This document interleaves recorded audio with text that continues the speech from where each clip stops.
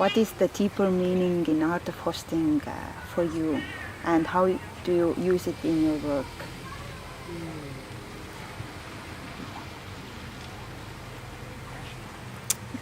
Yeah, it's a very big question. What is the deeper meaning of art of hosting?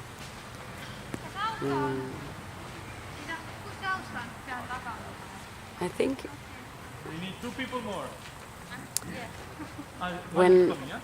when I started at the Chaos Pilots, which is the school that I am educated from, on the first day, my principal, or the principal of the school, came into the room and he said to all of us new students, he said, each and every one of you is carrying a great potential to create meaningful change for yourself and for the world.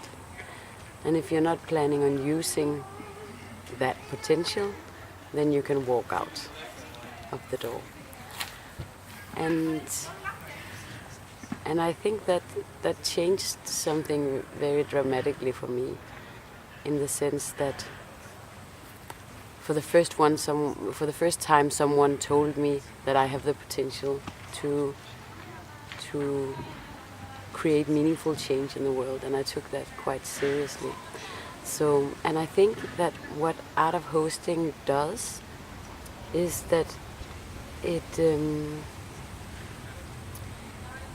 is in a way the full package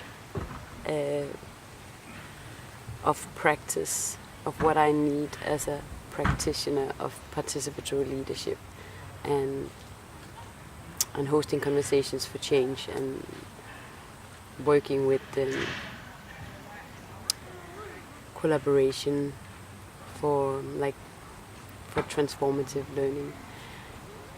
I think is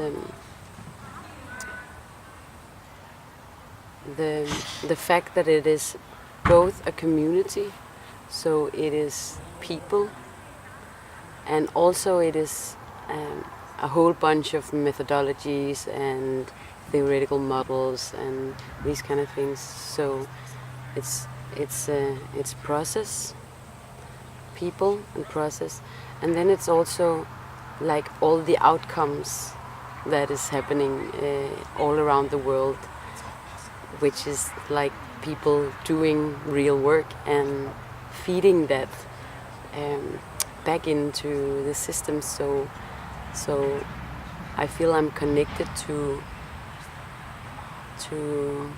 a group of people who make change in the world. And I mirror myself in those people, and I see that we are the change we want to see in the world, basically. Yeah.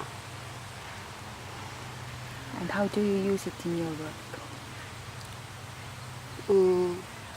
I think the most fundamental thing for me as a human being, and for most human beings, I think, is that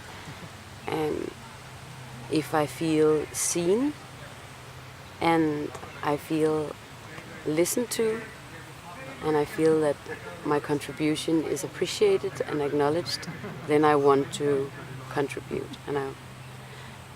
And when working with participatory leadership, I want people to contribute because I want people to be involved. So I guess that in my work as a graphic facilitator, I'm just always asking myself the question, even if it's a 1-hour Skype meeting, or if it's a 2-day process, or if it's a 3-month project, I always ask myself, like, what am I doing actively to make the people I'm working with feel heard and feel seen, and in what way am I appreciating, making visible how I'm appreciating the contribution. So, yeah, so that's one thing, and also one of the other things from art of hosting that is a key element is this ability to ask powerful questions, and that's also something that I'm just using every day in my work. And the gift of the benefit of being a graphic facilitator is that I'm never working in my own field. So when I'm out working with clients, I never know their fields.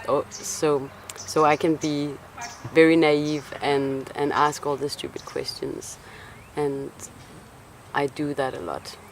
And I think that also invites courage for people to do the same, to dare to ask each other the questions that is needed to come up with answers that are not just more of the same, but has new qualities to it.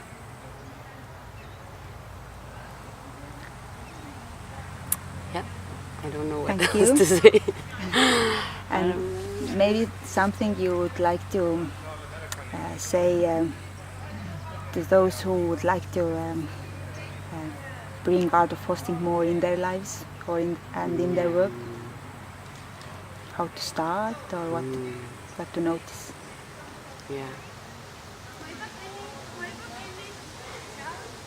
I think my recommendation will be two things. One is to start with people you trust. So that can be your friends or your family or people that is your colleagues, but that you have a good relationship with. So that's the first thing. Because that's always a good place to practice and to fail. And another thing that I often do is I say, like, I start practicing it for myself. So I'm like, oh, in order to understand this, or in order to just make sure I know what we're doing, can you just give me a little bit of input on need and purpose? So I'm kind of like not saying we need to do it like this or this is the right way, but more I guess it's like start practicing with only expectations for myself and not for the rest of the world. And then I might just inspire one or two people to join me or to do something similar. So, thank you. You're welcome.